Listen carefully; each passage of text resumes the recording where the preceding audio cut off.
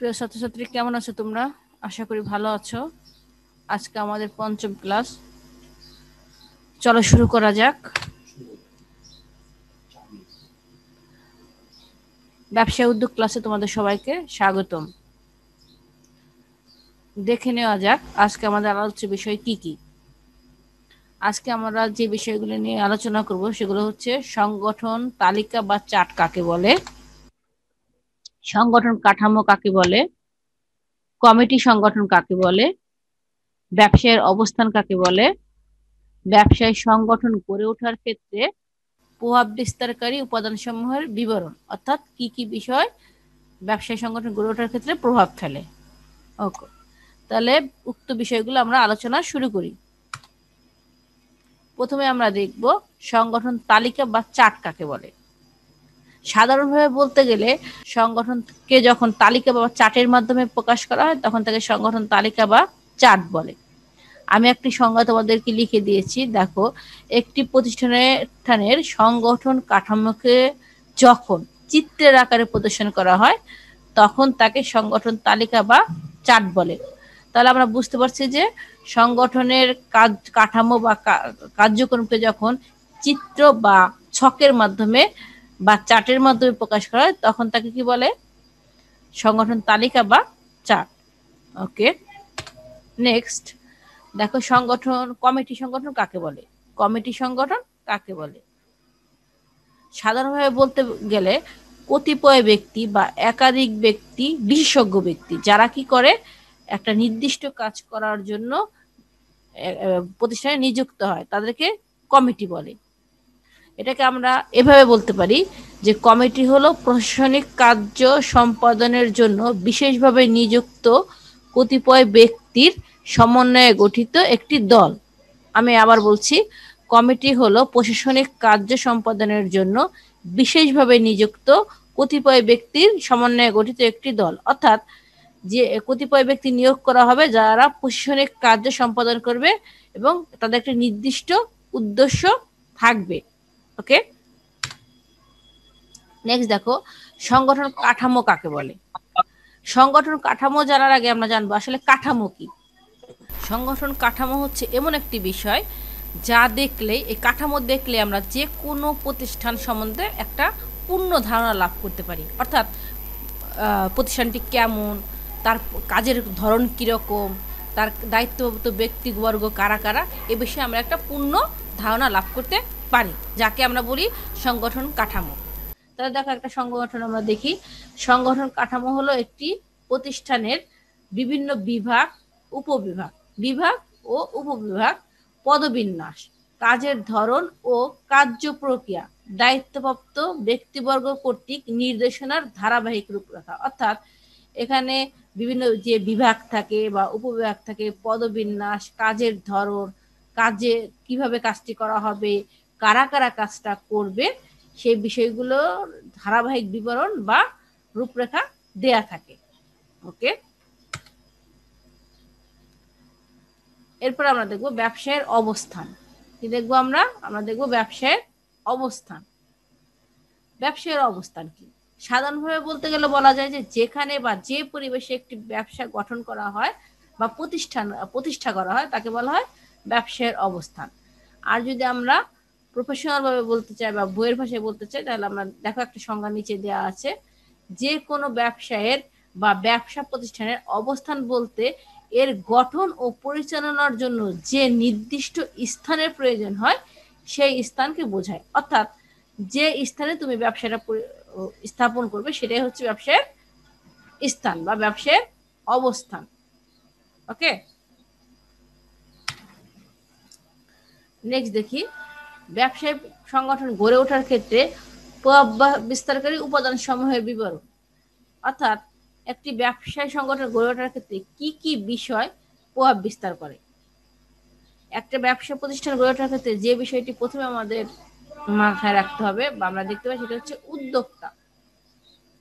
উদ্যোক্তা উদ্যোক্তা আমরা আগেও পড়েছি, প্রথম ক্লাসে আমরা পড়েছি উদ্যোক্তা। উদ্যোক্তা হচ্ছে যিনি উদ্যোগ গ্রহণ করেন, কোনো কাজ করার জন্য যিনি উদ্যোগ গ্রহণ করেন তাকে কি বলা হয়? উদ্যোক্তা। তাহলে কোনো ব্যবসায় শুরু করার প্রথম পদক্ষেপ হচ্ছে কি? উদ্যোক্তা, যে কাজটা করবে তিনি হচ্ছেন উদ্যোক্তা। তার মানে কোনো ব্যবসা সংগঠন গড়ে ওঠার জন্য প্রথমে তোমাকে সেটার উদ্যোগ গ্রহণ করতে হবে। মূলধন, আমরা জানি মূলধনকে ব্যবসায়ের চালিকা শক্তি বলা হয়। যেমন তেলের দ্বারা গাড়ি চলে, ঠিক একইভাবে মূলধন না হলে তুমি যতই স্বপ্ন দেখো না কেন তুমি ব্যবসাটা প্রতিষ্ঠা করতে পারবা না। ব্যাপারটা হবে এরকম যে তুমি স্বপ্ন দেখছো, সেটা সফল করা সম্ভব না। মূলধন হচ্ছে সেরকম চালিকা শক্তি। মূলধনকে জীবনের শক্তি বা চালিকা শক্তি বলা হয়। যে কোনো ব্যবসা করার জন্য তোমাকে অবশ্যই মূলধন প্রয়োজন হবে। প্রাকৃতিক সম্পদ, আমরা জানি মানুষ কোনো কিছু সৃষ্টি বা ধ্বংস করতে পারে না, প্রত্যেকটা সৃষ্টি হয় প্রাকৃতিক সম্পদ থেকে। এই প্রাকৃতিক সম্পদকে মানুষের ব্যবহার উপযোগী করাই হচ্ছে কি? ব্যবসা। তাহলে এই প্রাকৃতিক সম্পদকে কাজে লাগিয়ে, যথাযথভাবে কাজে লাগিয়ে তোমাকে ব্যবসা সংগঠন কাজে লাগাতে হবে। ভৌগোলিক অবস্থান, ভৌগোলিক অবস্থান হচ্ছে প্রত্যেকটা দেশের ভৌগোলিক অবস্থান কিন্তু একরকম না। আমরা জানি কোনো দেশ শীত প্রধান, কোনো দেশে এক এক ধরনের ফসল বেশি হয়, কোন দেশে এক ধরনের ফসল কম হয়, একে বলে ভৌগোলিক অবস্থান। ভৌগোলিক অবস্থান ভাবে আমরা আগে থেকে অনেক রিচ, অনেক আগে থেকে অনেক রিচ। আমাদের দেশের মাটি উর্বর, সহজেই ফসল ফলানো যায়, এদিক দিয়ে আমরা অনেক লাকি। যাই হোক, ভৌগোলিক অবস্থান যে কোনো প্রতিষ্ঠানের ক্ষেত্রে প্রভাব বিস্তার করে। জনসংখ্যা, জনসংখ্যা একটি দেশের সবচেয়ে দামি সম্পদ।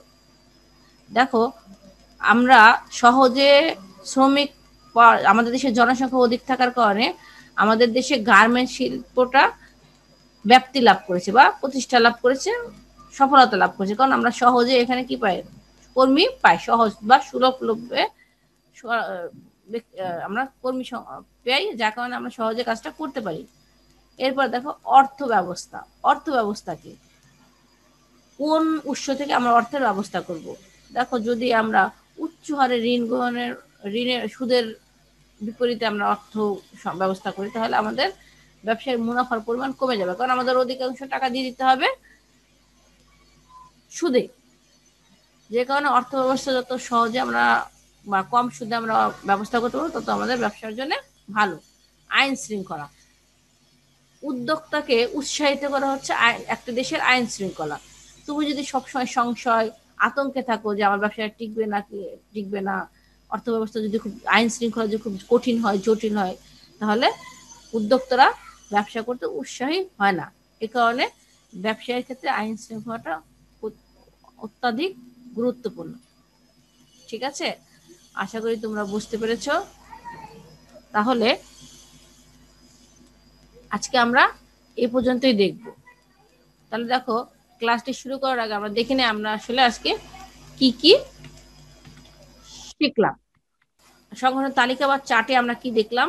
সংগঠন তালিকা বা চার্টে আমরা দেখলাম একটি প্রতিষ্ঠানের সংগঠন কাঠামোকে যখন চিত্রের আকারে প্রদর্শন করা হয় তখন তাকে সংগঠন তালিকা বা চার্ট বলে। তারপরে আমরা দেখলাম কমিটি সংগঠন কাকে বলে। কমিটি হলো প্রশাসনিক কার্য সম্পাদনের জন্য বিশেষভাবে নিযুক্ত কতিপয় ব্যক্তির সমন্বয়ে গঠিত একটি দল।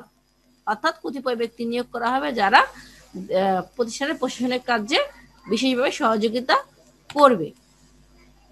সংগঠন কাঠামো কাকে বলে? সংগঠন কাঠামো হলো একটি প্রতিষ্ঠানের বিভিন্ন বিভাগ ও উপবিভাগ, পদবিন্যাস, কাজের ধরন, কার্য প্রক্রিয়া, দায়িত্বপ্রাপ্ত ব্যক্তিগণ কর্তৃক নির্দেশনার ধারাবাহিক রূপরেখা।